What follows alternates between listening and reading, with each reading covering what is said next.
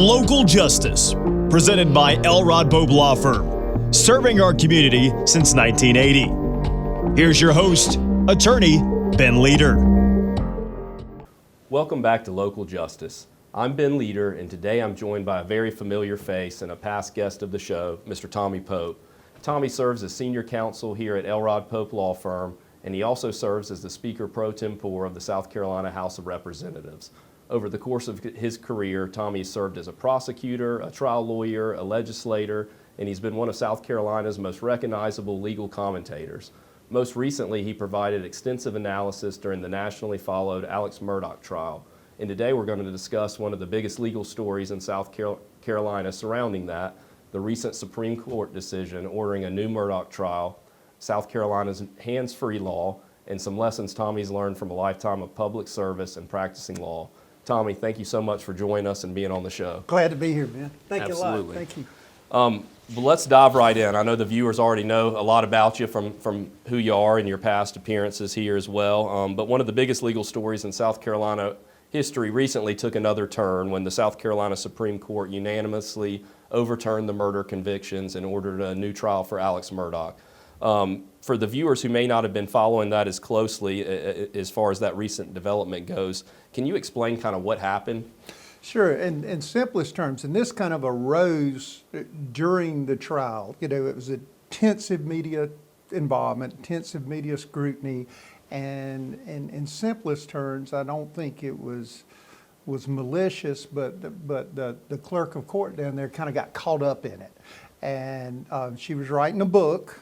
She was excited about making some money. She'd even perhaps made some statements that it was important that Alex get convicted, you know, to enhance the notoriety or the desirability of her book.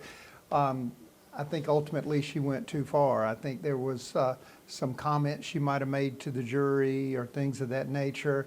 And so we heard about it back then when it was happening. Of course, the Supreme Court and appeals take their time, but the ruling to me was not really unexpected.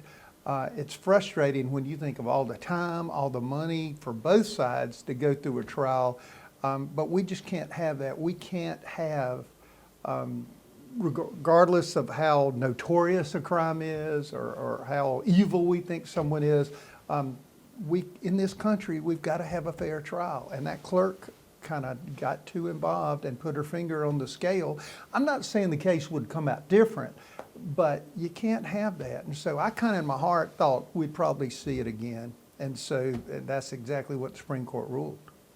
And so that was going to be my next question, just on your experience when you heard what kind of happened during the moment. Was there kind of a light bulb went off that said this is probably going to cause some problems down the road? Yes, and you never know. You know, I always tell people, having been on the inside, it gives me an appreciation. You know, everything I read now, I read kind of with scrutiny, you know, because you don't know what's truly going on behind the scenes. You know, I remember as a prosecutor, there were things I couldn't say ethically that I wish the public knew. Sure. And so when this was going on, you didn't know if it was the defense just, you know, looking for any port in a storm, which is their job to do so, or whether there was actually, you know, legitimate tampering. And I remember back during the Susan Smith case that I tried that was probably the equivalent back then of media involvement.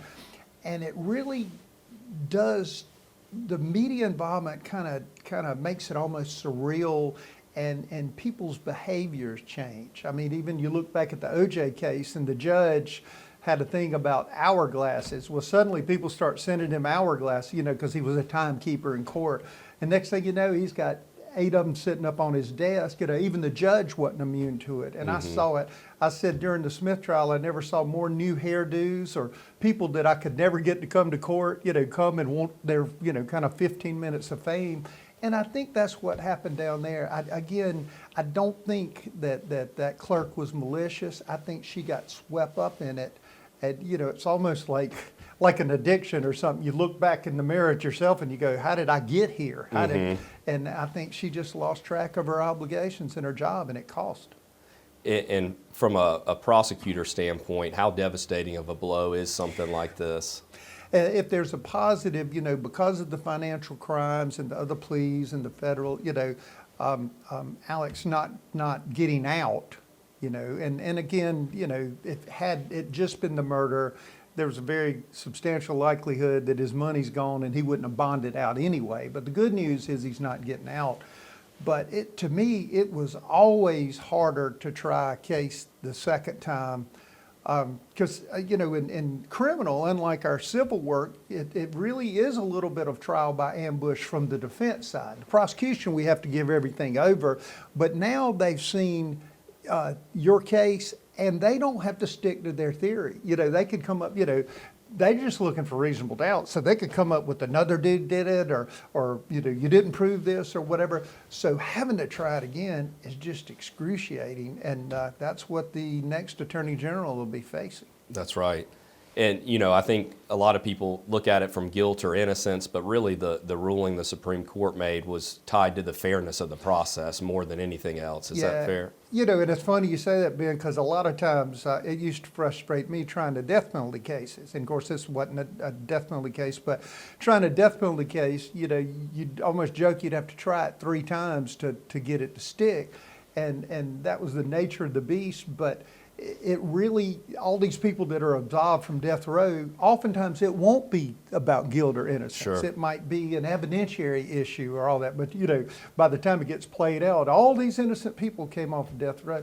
The same thing. The Supreme Court didn't say that Alex innocent. They just said this tainted the jury, and so we can't know if it was fair. It's kind of tied to the avoiding the appearance of impropriety. Sure, absolutely. We can't have that what if hanging over our head in a civil justice system. Not because one day it may be us sitting on the other side of the courtroom, and we want everybody treated fairly regardless of the nature of the crime. That's right. And one word, one sentence, one comment can make all the difference in the world. I've almost had a death penalty case go through 2 weeks, and in closing argument, I mumbled through something because there'd been a prior trial.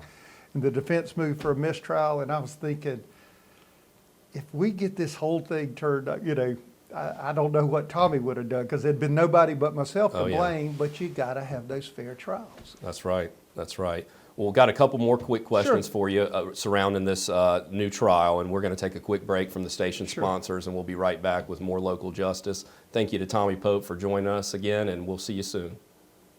After a car accident, everything feels overwhelming. Your injuries, your job, the insurance companies contacting you before you even understand what happened. And you deserve someone who knows how to navigate these situations. A law firm who has handled thousands of injury cases across our region. Elrod Pope has been helping injured people for more than 45 years. If you have been hurt, call Elrod Pope. We will help you get back on your feet. Reliable Healthcare is a trusted home healthcare provider. They offer services to seniors and people with disabilities. Reliable Healthcare is a non-medical agency that helps with everything from personal care assistance, housekeeping, childcare, dementia, companionship, and end of life. Reliable Healthcare provides personalized care that enables clients to maintain independence and quality of life and the security of their own homes. Reliable Healthcare, where every individual deserves to be treated with the utmost respect and compassion. Visit them on the web or on Hurlong Avenue in Rock Hill. Coke Zero is now Coke Zero Sugar, with great Coke taste. Some people were excited to hear the news, some were skeptical. So we're not going to have the star of the show you're watching come out and say, "You'll love it." No special jingle written by this week's hottest pop star. No famous internet celebs who happen to be holding the label just so. Okay, maybe just one little pour shot. The only thing that will make you believe Coke Zero Sugar has great Coke taste is trying it yourself. Ice cold Coke Zero Sugar. Try one today. Being there for someone in their time of need is what Green Funeral Home has done compassionately for 4 generations. It's a privilege we take very seriously. We believe each life should be honored and remembered by family and friends. Whether you choose traditional burial in our chapel or another venue, or cremation provided by our on-site crematory, we will help guide you through each step to ensure your needs are met. We are also available to discuss pre-planning. Peace of mind that you have helped your loved one by making those difficult decisions. When the need arises, our family is here for your family. Welcome back to Local Justice. I'm attorney Ben Leader with the Elrod Pope Law Firm, and today I'm honored to be joined by attorney Tommy Pope. We're talking about the Murdaugh trial. We're going to be talking about the new hands-free driving law that took place in South Carolina this year. But want to wrap up on the Murdaugh trial. One of the questions that I hear a lot is, what does a new trial look like? Is it realistic that, they can get impartial and neutral, jurors that don't have preconceived biases or opinions about the case based on all the media coverage. In South Carolina, we have limited voir dire, and for your viewers, voir dire is questioning jurors to kind of get their opinions and feelings. The judge conducts most of ours, where in other states, the lawyers will do it. They're definitely going to have to branch out a little bit here because, like you said, the notoriety, most people will have heard of it.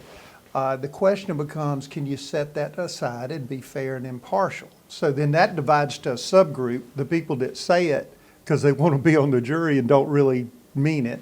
And so it's going to be tough. And a lot of work can go into the jury aspect, again, from just finding a fair jury. Now, whether they change venue, if they do, they'll look at a demographic that is similar to, the county down there, but they will get a jury ultimately, but it will be tough and it'll be a lot of work on both sides to do so.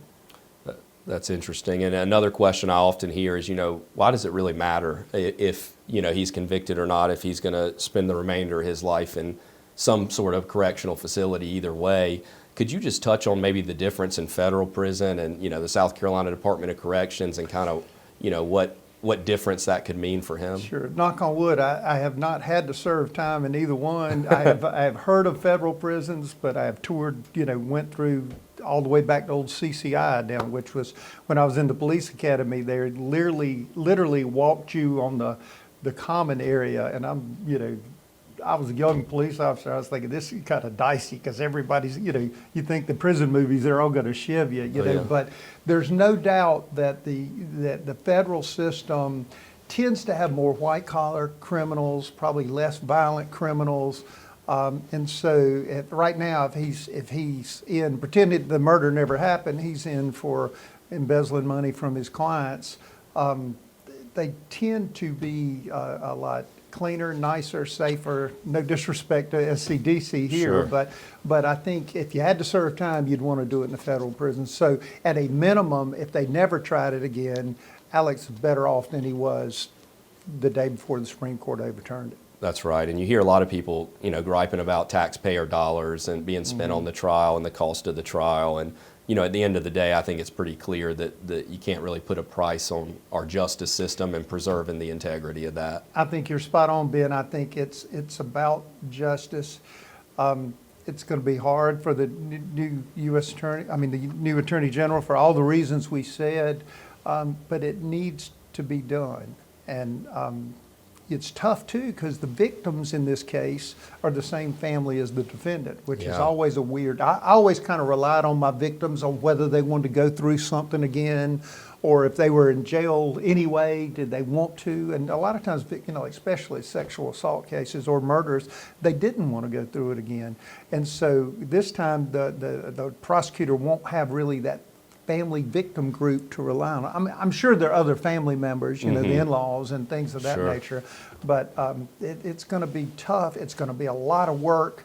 And like you were saying, the viewers sometimes think, is it worth it? It's something that has to be done for the sake of our system more so than this one particular case. Absolutely. Absolutely. I think that's spot on.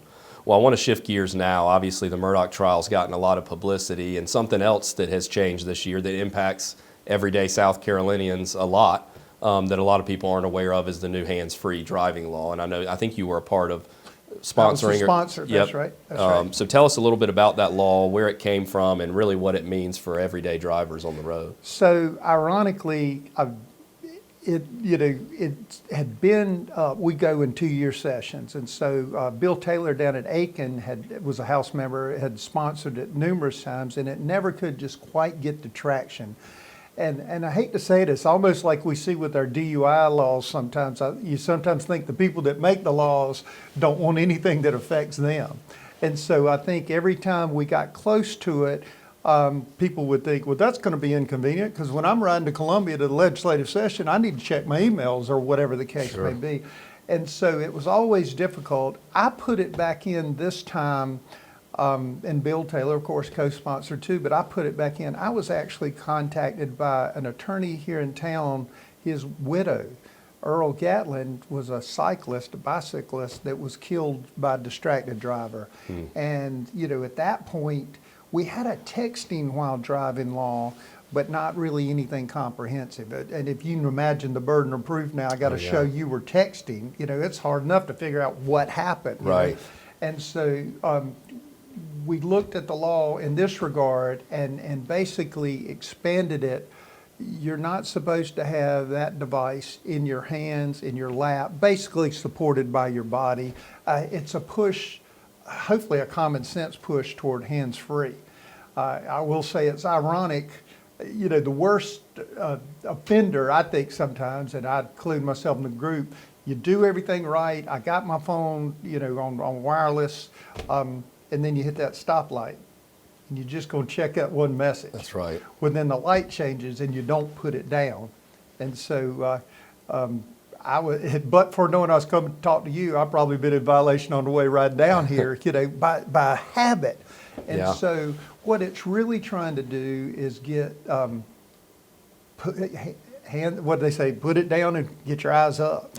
And because you know from our business, I mean, how many times, I think distracted driving is much more dangerous, I hate to say it, than DUI. Numbers wise. That's right. And we hear about it a lot, but there's a ton of cases where we don't hear about it, where it was very likely a factor. And, you know, not being able to prove that somebody was texting is very different than not proving that they were on their phone at all. And with all the apps and platforms, you know, this seems to have a much wider reach in terms of eliminating any loopholes. Yeah, and it does. It transcends text into video. You know, think about every silly thing that if you really thought about you'd never be doing on your phone while you're driving. Basically, every silly thing you do on your phone. That's you know, right. Whether it's you know, TikTok videos to anything else, and it's to try to protect, you know, the people on the road, and it is inconvenient. It's not the case of law enforcement wanting to, woohoo, we get to go charge people. And from an injury standpoint, from a citizen standpoint, it's so hard as it is. You were talking about texting, but just in general, you know they're on the phone, you think they're on the phone, but proving it's a different thing. And as you know, unless you file suit to really get in discovery, to get phone records or to get, you know, text chains or stuff, it's hard to prove too. So when law enforcement can see it, you know, particularly as a contributor, you know, it's kind of twofold: preventive. If I can keep you from doing it because you're worried about getting caught, and then if there is an accident, if there is such a charge, you know, in that circumstance, then I think it helps the people that are injured because you'd have a clear proof statute that's tied to it. Yeah, absolutely.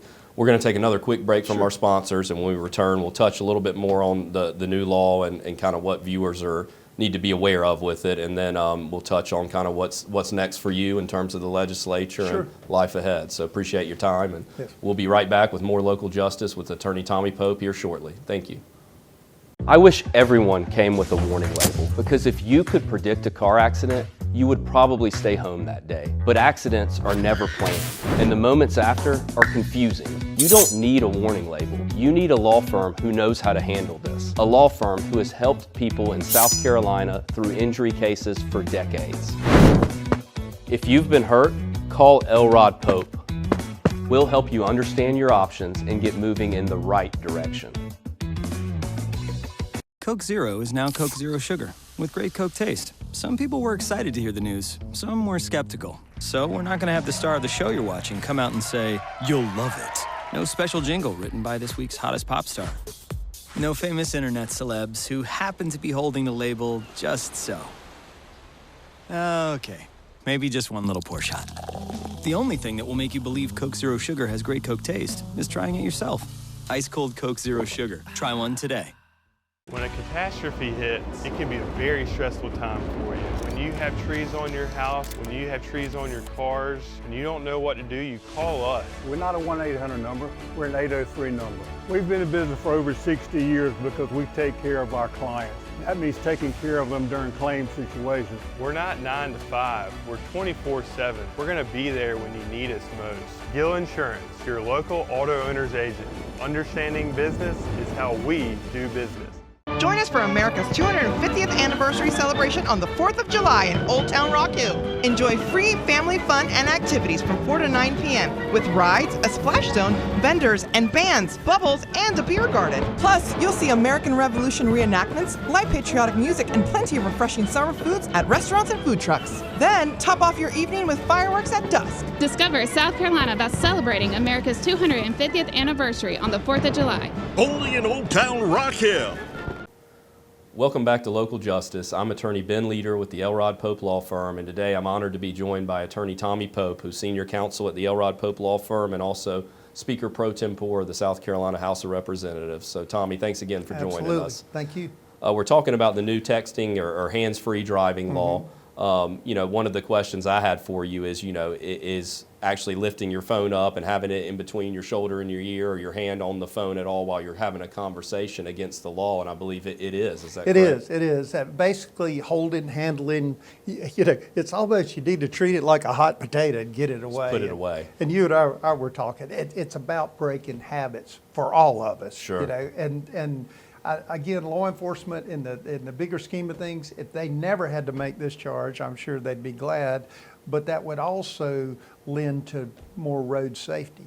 Because as I said earlier, I think, the majority of accidents we see are distracted driving at some point. That's right.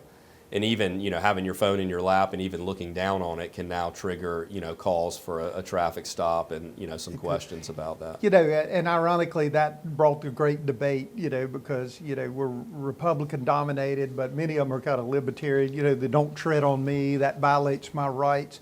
We're always trying to balance not violating your rights, but protecting the rights of others. Kind of like when we did the bathroom bill. I'm not trying to persecute you, I'm just trying to keep these people safe too. And that's kind of what's happening on this one. I think just breaking that habit and getting that set in motion is the key. And I think even when seatbelts came out as a requirement, there was that same debate over that. And now, how 25 years later, we're all, very comfortable with that law.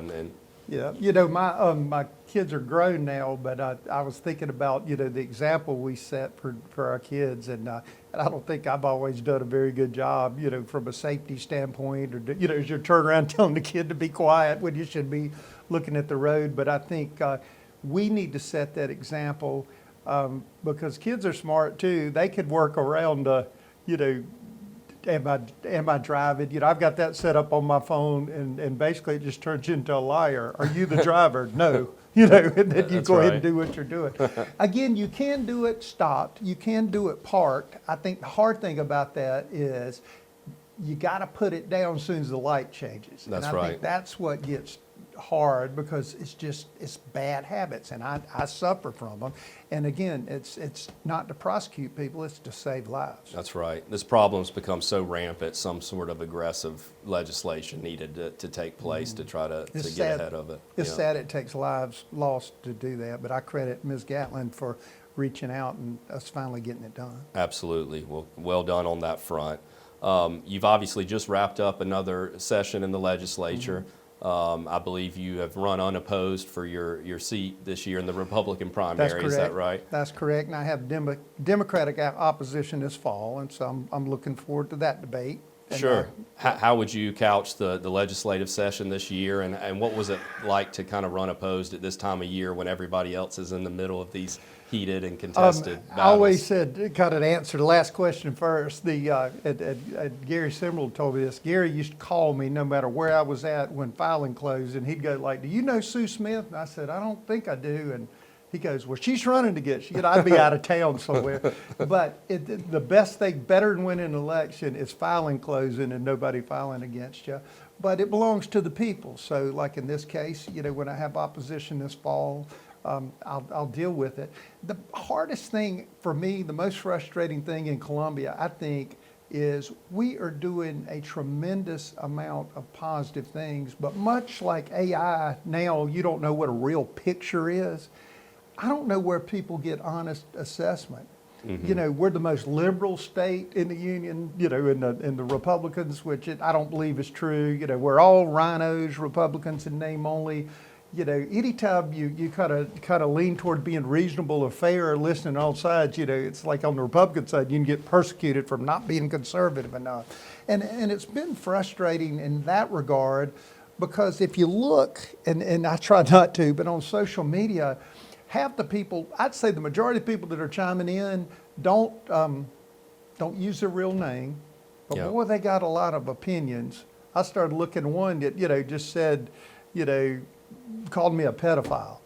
And I'm going, that must, because I noticed this same person with not a real name on their thing would say that was the answer to everything. And I'm thinking, man, you think about pedophiles a lot, makes you wonder, But the negativity, and even like you look at our governor's race or these races, it's I've never seen it as negative as it's been. And it's not even, just the opposition. You're a Democrat, I'm a Republican, we could still ride together as far as I'm concerned, and just have a debate and walk out as a gentleman, kind of like you do in the courtroom. Sure. Harry Dest, the public defender, and I used to go to war, but then we're friends. Right. And that's how I wish it would be, but that's not what, it's all torch and pitchfork, burn it all down. Right. That's not what draws the headlines either. And that's right. I know y'all have done some good things that required, both parties to come together and compromise. I think some of the social media addiction and social media, tactics that they're using on children, I think was something y'all kind of came together on. Yeah, and you'd get unanimous support, Right. when we sent it over to the Senate. And,